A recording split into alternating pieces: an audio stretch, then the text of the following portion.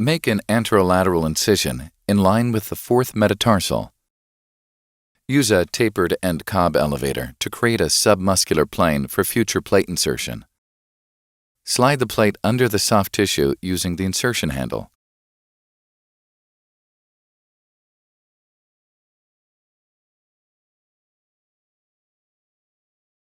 Once the plate is positioned, place a 3.5 mm cortical screw in the oblong hole proximal to the fracture.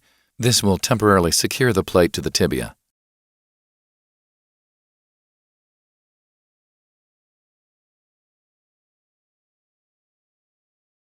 Place 4 K-wires in the most distal row to secure the plate and to also check the plate position. On lateral fluoroscopy, the K-wire should be above the central portion of the plafond and parallel to the joint line. The plate can be adjusted by loosening the 3.5 mm screw in the oblong hole and fine-tuning it proximally or distally if needed.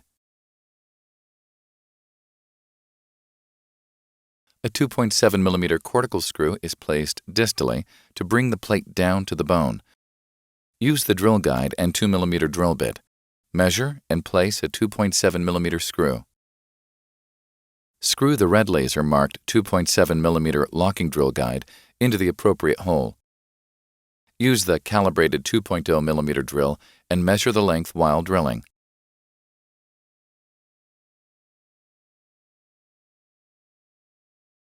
Place a 2.7 mm locking screw in all the necessary distal holes.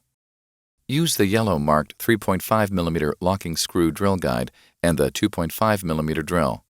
Measure the depth off the laser line on the drill bit and insert the appropriate screw. Once distal fixation is completed, place a 3.5 cortical locking or cancellous screw in the proximal portion of the plate.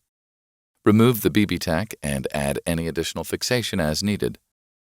A straight or rim-style plate can be added. Use fluoroscopy to make sure screws do not violate the articular surface.